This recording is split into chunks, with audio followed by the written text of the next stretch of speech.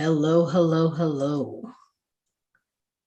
All right, here we are. Namaste, my brother from another mother. Good morning. This is Ian Sousa, founder of Healing the Global Village and owner of Global Firewalk Institute and the creator of Soulful Mondays here.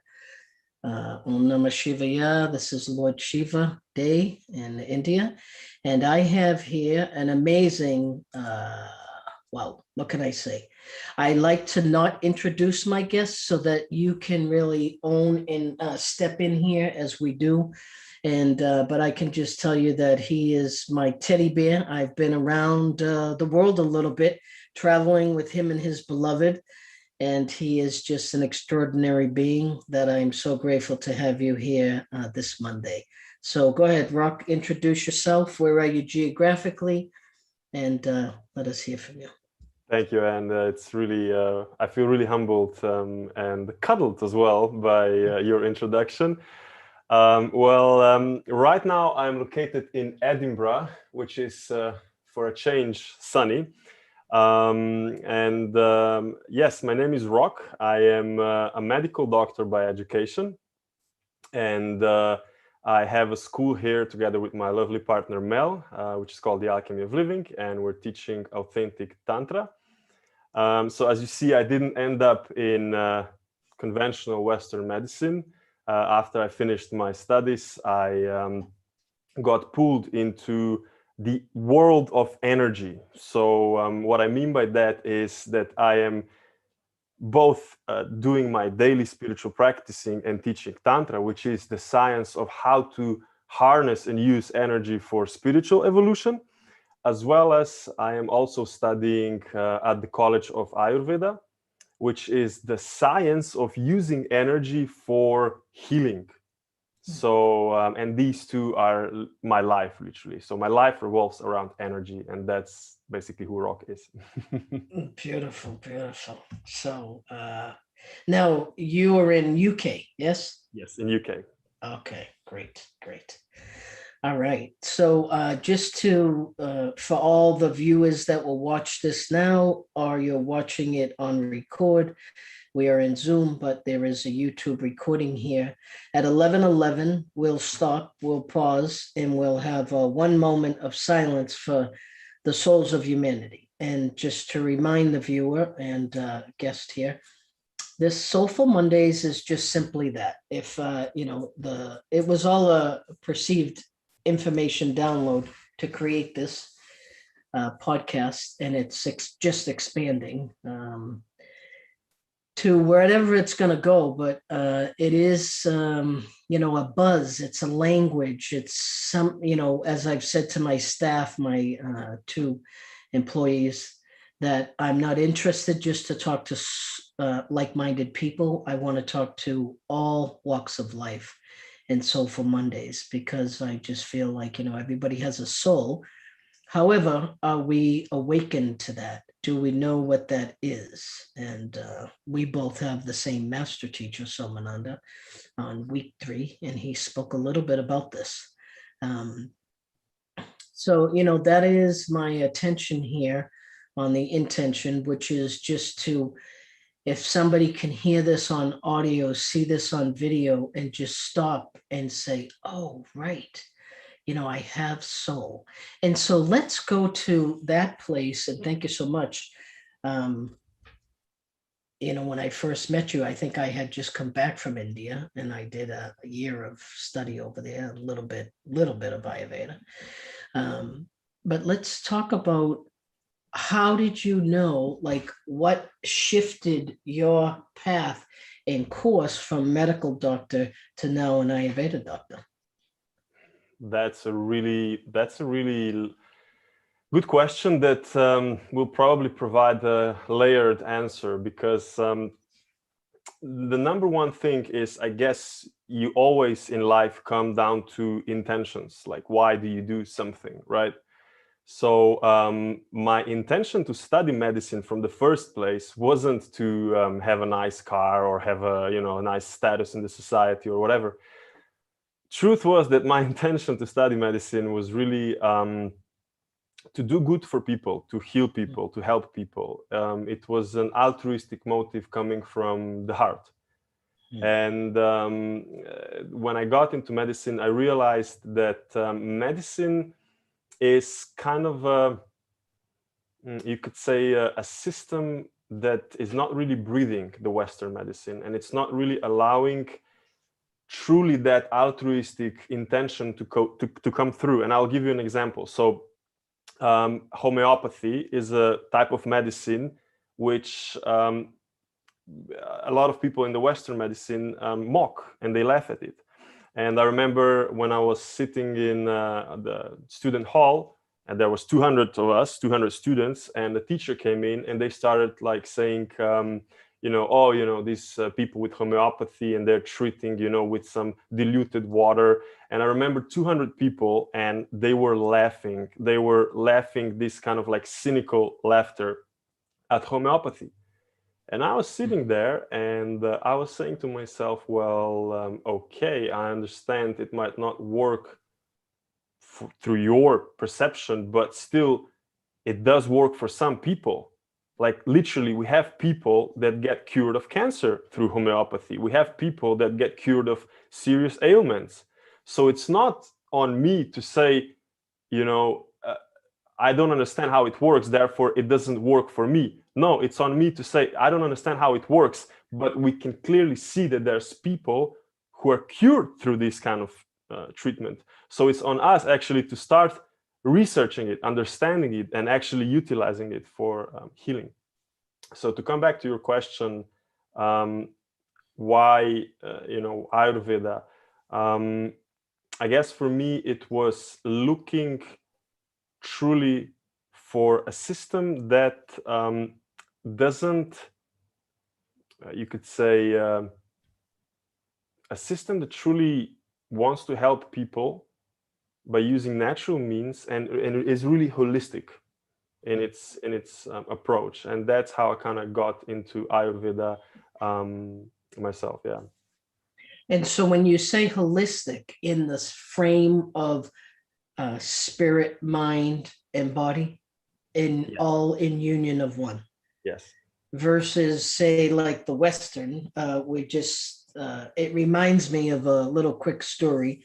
I have a blown knee, as you know. I did 260 hours yoga in India with that blown knee. But I remember going to the doctor for my knee, and I said, but doctor, can you just take a look at the foot? This is true story. This was just a year ago.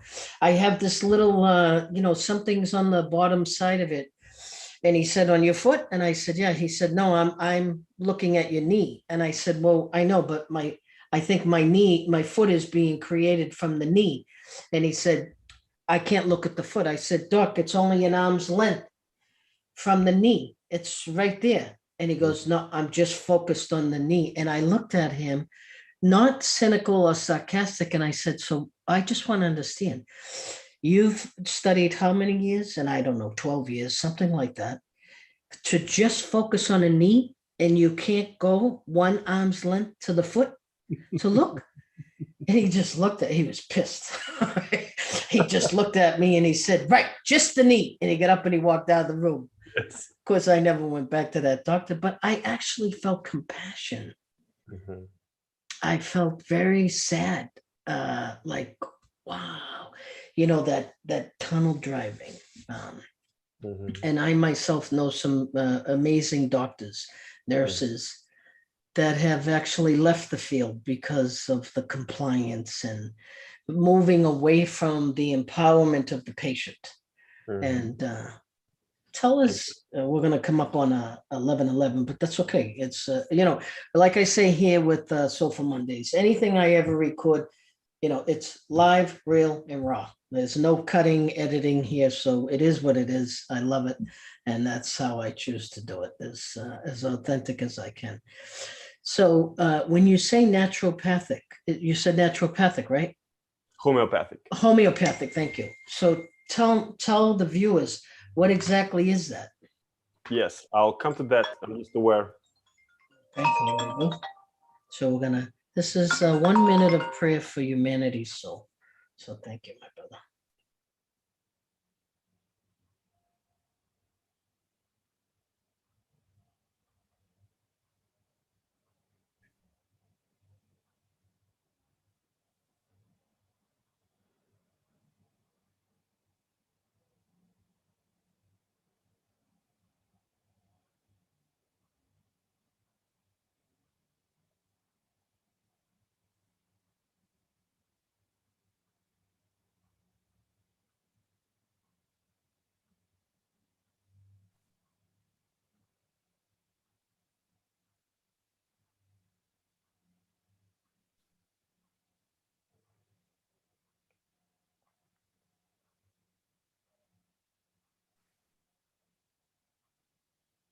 Thank you. Yes, okay, so you were saying. So yes, if we look at what homeopathy is, again, we have to come back to the fact that we are made of energy and that our whole structure is connected with each other. It's a little bit like if you look at, the harp, the instrument, and you can play the instrument on a different notes, like based on what string you pull, there will be different effects and sounds and colors coming from it. You can look the human being a little bit like the harp. So you have the mind, which produces thoughts, and there's the subconscious mind, which we're not fully in control of, and there's the conscious mind. And then the mind itself produces certain patterns, thought patterns. And then based on those thought patterns, emotions arise. And then from emotions, we have physical reactions in the body and so on and so forth. So when a person has a certain ailment, the physical manifestation of it can be traced all the way back to a certain organ, a certain emotion, a certain even thought pattern, a subconscious thought pattern, and so on and so forth. So what homeopathy does is it gives you, because the homeopathy treats, as we say, similar with similar. So it wants to trace what truly is the string that it needs to play in your energy being in order to get that vibration going, in order to really work at the root cause, which is the mind, and then it starts trickling down all the way through the emotions and to the physical body. And that's how homeopathy works on a very subtle but very powerful energetic level to treat physical ailments. Why not? So like with like. Like with like, yes. Whereas Ayurveda is a little bit different. Ayurveda uses like with like, but it also uses the opposite qualities as well. So like if you have too much fever, Ayurveda will give you substances that will bring a cooling effect to the body down, and so on and so forth. Yeah. Yeah. Okay, so there's homeopathy, and what about naturopathic? I don't have come across naturopathy in my life. I'm working with one naturopathy doctor myself, but I don't really know too much about it. Okay. So yeah, I won't comment on it. Yes. So what do you for the Ayurveda? How, because I don't know much about it, just a little bit that I've studied in India, brought to India as we all were from someone on the Tantra school. I can never say enough about the school. Always like to put a little plug there for them and all they bring to the world, Soma and the teachers. So, and well, of course, I just, because I'm transparent, I went there with a blown knee and cancer. And, I lived there for 9 months and did a lot of spiritual purification of my karma journey to assist and aid. And today I'm cancer free. I also did the Western medicine too, which I think was more initiatory for me. And, as my oncologist said, I'm probably the most East-West balanced individual she ever met. And she was very open to learn about the Eastern. So when we reference the Western, it's kind of, I think of it like it has an aggression to it that can manifest, it's like radical. Now, when I think of it in terms of ritual, because I'm a ritualist, right? It's like very radical. Like walking on fire is very radical. If I bury you in the earth, that's a radical earth ritual. If I dunk you in water, that's a radical water ritual. So how does the lifestyle of Ayurveda, can you talk about the lifestyle of wellness and the total system? I can, but also you opened up two other things that perhaps I would like to address. Yes, go, please. So number one thing is, there is a radicalness to the Western medicine, but it also has its negative side. So for example, you have a cancer, right? A person has a cancer. And in Western medicine, they would make quite a big doom and gloom about it. It's like, oh, you have a cancer. This is like really not okay. You need to go chemo, surgery, all those things. We know it. We know the drill. And if you go to India, the only difference between you having an I don't know, ischemic bowel disease and a cancer is that instead of a yoga therapist and an Ayurvedic doctor in the room, they will also bring a naturopath in the room as well, just to like really help it out.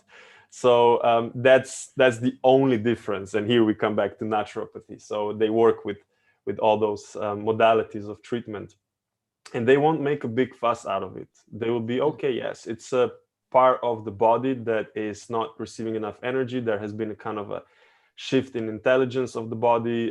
Perhaps there were some suppressed energies or unresolved emotions, things like that. So we need to work on that in a very broad, holistic way. It might last a little bit longer, but that's about it. You're most of the times with cancer, you're in good hands with Ayurveda. And then the second thing that I wanted to mention also in regards to the difference between Ayurveda and Western medicine. And here I would actually like to come to a practical example from my study years. So last year of my study, I spent I think around 4 months in a GP office with a lovely senior GP practitioner. And she already knew that I was a little bit different. I was looking at people differently, more holistically, So we kind of established a really nice working tandem, a duo. And she would always turn around to me and say, "So Rok, what do you think about this case?" And once we had this lovely lady come in, she was, I would say, around 45 years of age, and she was a stronger lady herself. And she walked in, and I immediately could pick up from her that there is a sense of sadness in her being, but she was very smiley. She was having a very outwardly warm persona, but it was just on a surface. But anyway, she sat down, and then the doctor did the usual drill that the medical doctors do, which is ask you could say, ask questions that are predetermined. So not really seeing the person, but ask something that you've learned that you need to ask. And then look into the computer and type it down, and look at the person, look into the computer, type it down. Not really seeing the person in front of you. And then the lady started talking, and what I learned is that she has a Crohn's disease. No, sorry, ulcerative colitis, which is a disease where there is inflammation in the large intestine, right? Yeah. And so the doctor was only interested in the symptoms. What are the symptoms? So the doctor became obsessed about the disease. And so it was about the symptoms, and then obviously typing it into the computer, and so on and so forth. And meanwhile, whilst they were doing this thing, I was looking at that lady, and I was seeing her through the eyes of Ayurveda. And what I saw is that there is definitely a layer of sadness behind it, and sadness is connected with emotions. So this is water. But then there was also this fire, this kind of fake persona of I can handle it coming outward. So it was like fire covering the water, right? And I wanted to probe deeper into what the sadness is about. So the doctor then turned to me and said, "Rok, what do you think? Do you want to ask her anything else?" And I said, "I do. Can you tell me what happened to you a month before this disease manifested?" And what happened? She said that her mother died.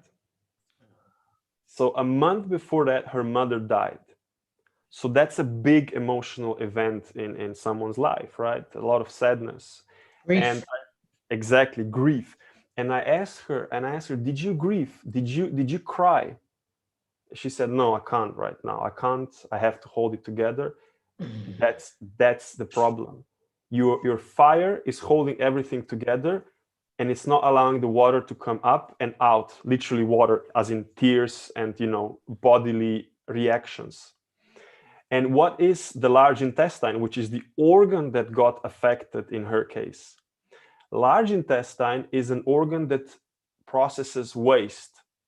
So it literally physically processes and creates the stool, but also on a subtle level, the large intestine processes emotions, as you know, and it is actually connected with Svadhisthana chakra, which is the emotional chakra. Yes. It's right there. So large intestine was affected in her case, which is exactly unprocessed emotions, which goes exactly well together with her not being able to express that grief, and then covering it with that veil of ego of like, no, I can handle it. It's okay. I'm smiling on the outside, which is fire. So it's all this combination then manifested as an inflammation in her large intestine. Beautiful. And you see, Ayurveda would work on large intestine. They would give her medicated enemas, things like that. So you see now the difference of how Western medicine is and how, Ayurveda would look at her. And what about, can you give some, and thank you for that example, because I like to, have something spoken, but then also follow it through to the application and to the root cause of something is beautiful.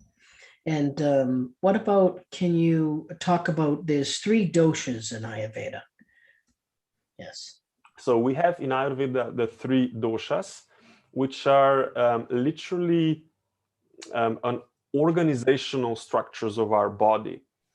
So if you look at our body and you try to look at it through the standpoint of, you could say, how our body is functioning, you could put the functions of our body into 3 functions, which is sustaining the body, transformational processes in the body, and then also processes that are opposite from sustaining, so like decaying, but also like what's the word that I'm using? Transmuting. No, there's another. Let me go from another example. So, Yeah. like the 3 doshas that we have in our body are in Ayurveda known as the wind, the fire, and the earth. So, the wind is responsible for everything in our body that has to do with movement. So, like, let's say you have a lot of wind element in your being. Since you were born, you're a person that likes to talk a lot because talking itself is movement. You're a person that likes to think a lot because thinking is also a movement of the mind. You are a person that likes to move a lot. You're also a person that perhaps even in relationships likes to move a lot. These are people who are more open in relationships. They can love more people, but more on a superficial level. So this would be what we call in Ayurveda a Vata type of person, right? And what happens with these people is because they have a lot of movement and they burn energy both through their minds and through the movement of their body, they tend to be more on the thin side. So they tend to be a bit more skinny, tiny, type of people. And what that then creates is because they don't have a physical layer to lean back on, which comes in Ayurveda in the form of like having some tissues, fatty tissues, things like that, and also in the level of the mind, they tend to then become a bit anxious. They also can be constipated because the organ of large intestine actually is connected with the wind. It's like literally expelling out things. So they tend to be constipated, and these are the typical problems that we see in Vata people, and that then can lead to even things like arthritis and problems with muscular system and things like that.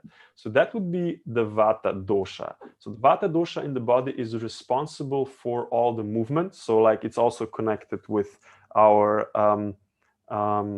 nervous system. And like I said, also with expelling any waste products from the body. That's Vata dosha. Then you have Pita dosha. Pita dosha is what we would call in Western terms fire. So Pita dosha is in the body connected with all the transformative processes, metabolism, So like you have, for example, you eat food and the food then needs to get metabolized, transformed, and digested. So this is Yes. what Pita Dosha does. The enzymes in the body energetically are connected with Pita Dosha. And obviously we have enzymes in each of our cells, just as we have waste products that need to be expelled from each of our cells. So even on the cellular level, we have fire and we have wind, and as you will see, we have also earth. So this is Pita Dosha. And people who have a lot of Pita Dosha, they have a lot of enzymes. They have a strong digestion. Therefore, they tend to be hungry a lot and they want to eat a lot of food. But if they don't get the food, that fire will be unsatisfied. And how that will manifest is by being angry. So Pitta fire, they tend to be more angry. They tend to also in the mind have this fire, which digests things quickly. So they're quite smart, witty, but also ambitious. So this is what we would call in medicine type A personality, which people who have a lot of ambition. And then lastly, you have the Kapha Dosha. And Kapha Dosha is connected with mucus. So like when you eat food, the stomach, which is the mother really, connected with the energy of the mother, which is nourishing, the stomach creates mucus, which then kind of wraps around the food and envelops it, and then the enzymes can come in. So this on the physical level is the Kapha Dosha. And people who have a lot of Kapha Dosha, they tend to have a lot of this mucus in their body. So obviously this mucus then gets reabsorbed, and they tend to have, because of that mucus, they tend to have more of a bigger body, bigger bones. They tend to be, even in their mind, a bit more grounded because of these mucousy characteristics of the kapha. We would say that kapha in Western terms is earth, right? So it's, if pitta is fire, vata is wind, then kapha would be earth. So these are people who are very earthy. Because they are very earthy and they have this kind of like durability to them, they're also very innately loving and nurturing. Like you're an example of a kapha person, so like everyone wants to be cuddled by Anne, and you will have exactly, and you will have love for everyone, you know. Yes. Exactly. So like this is the a person who has that kapha love, the big mama, really, you know. But they, again, the negative side of it is that they have a tendency to get a little bit stuck, you know. They have a tendency to accumulate also emotionally.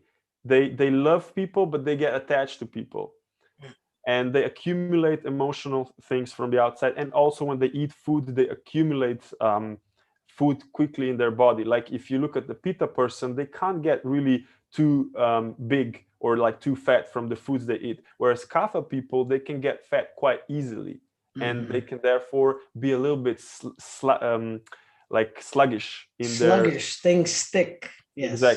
Exactly. So in Ayurveda, we look at all those types, and we find solutions, lifestyle adaptations, herbal medicines to mitigate and even like change the problems that each of these types are experiencing. And we're in, because I had an Ayurveda doctor in New England, and he was sharing with me that Kapha also has water, earth and water. Yes? Exactly. Yeah. Yeah.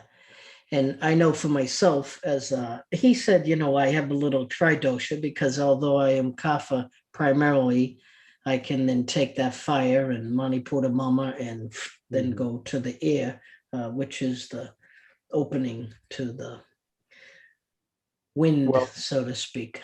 What you mentioned here is 2 of the 5 elements, which are building all the doshas. So as you know, because you're a yoga teacher yourself, we have 7 chakras, right? So if we go even through the chakras, we can kind of see how the structure of our universe is, how our universe is structured, literally.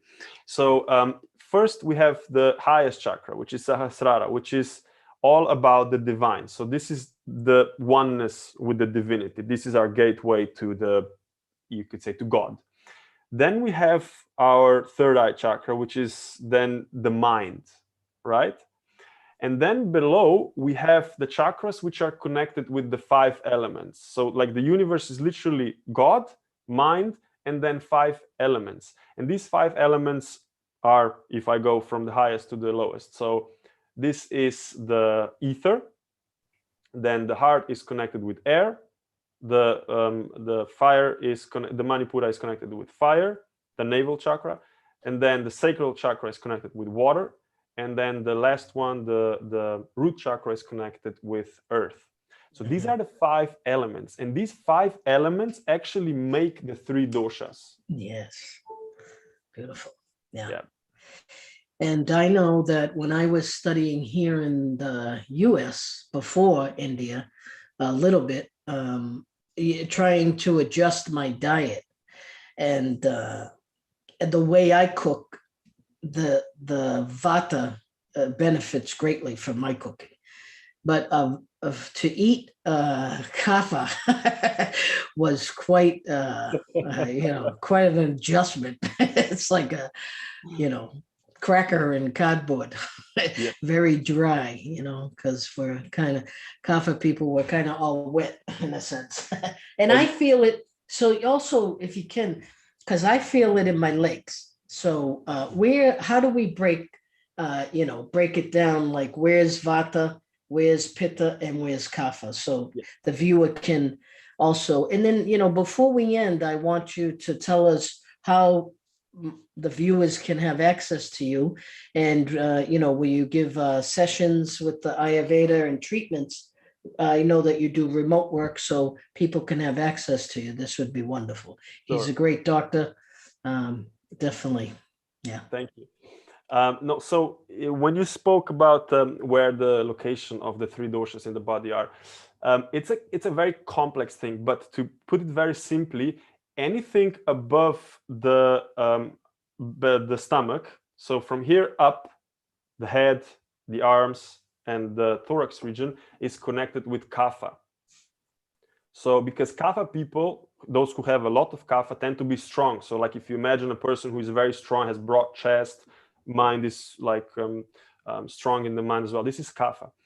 Then the area between the belly button and the stomach, where the liver, the spleen, and the small intestine is, that's the pitta.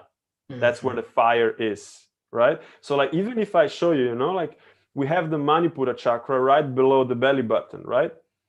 And that's where the fire is burning, but the pot where everything is cooking, where pitta is here above it. Yeah, right. And then below the belly button, in the area of the lower abdomen, is where the seat of vata dosha is. So that's where the 3 doshas are located. And as you mentioned very beautifully, and this is at the end, we come again back to the beginning, is that you cook kapha, so something that vata people should eat. So you cook food that is very nourishing, nurturing, a bit more heavy, probably a bit more sweet taste in it. Why? Because you're a kapha person that resonates with that. Likes attracts like. Likes, like. Yeah, exactly. So, and I've seen that times and times again. Like if you see a vata person, they will gravitate towards crisps and food that is dry and raw salads and things like that. If you see kapha people, they will gravitate towards very nurturing, nourishing food. But the thing is, actually, we need to eat the opposite qualities in order to bring in balance. So that's something very beautiful. As far as where people can find me, we are offering online courses. And we will be offering, right now our offering is mostly focused around Tantra, but soon we will be offering also courses on Ayurveda and even some other courses, which I'm not going to talk about now. So it's something interesting we're developing. Beautiful. And so they can find me at Alchemy of Living, so www.alchemyofliving.co.uk. We're also offering private courses in Tantra Massage and different other online offerings in Tantra Yoga, Tantra Meditation. And as part of our Tantra Yoga program, we're then teaching you the basics of Ayurveda and how to utilize and use that in your daily life. Yeah. Beautiful, beautiful. And so if somebody has something that they want to be, not even an illness, but if they have an illness, but also because what I see with the Ayurveda is it's a lifestyle, it's a way of life, and it's to integrate it through, practice with what your environment is, what your food is, what your relationships, because it's nurturing that mind, body, and, all the totality of balance and wholeness. So if somebody just wants to reach out to you and have even an assessment, do you do an assessment to find out what dosha they are? I'm not currently yet doing the assessment because I am in intense process of studying actually. It's a 4-year program, so I'll be one of the few people in the world that will be both a Western medical doctor and Ayurvedic doctor, or trained to that level. Yeah. So people need to excuse me right now if I'm not super available on that level yet. But please feel free to contact me in any case. I have a lot of connections in both Ayurveda, homeopathy, and naturopathy. Due to my own journey, and I'm always happy to help anyone with any kind of troubles, ailments, or even just general questions. Again, we come back to the beginning, the intention. My intention is to do good. So that's it. Bring balance into harmony, especially in the times we're in. There's stressors.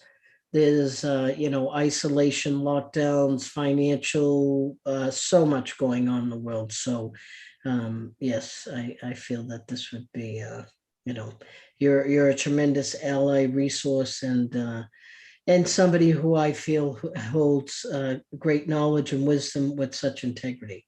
So I just want to, thank you so much for coming. And do you have a social media page or Facebook, anything along those lines? Yes, we have a growing YouTube page where I'll be going out with more and more videos about Ayurveda, Tantra, relationships, spirituality, all those things. Beautiful. It's called the Alchemy of Living, so Alchemy of Living. And obviously we have a Facebook page as well, which is called Mel Harris Living. Mel Harris is a very lovely Shakti that I think you'll get to meet. Your viewers will get to meet her soon. Yes, she is coming on the show soon. Yes. Exactly. So, and she's my partner. So she started this business, and so that's why the Facebook is named after her, which I have no problem with. Yes.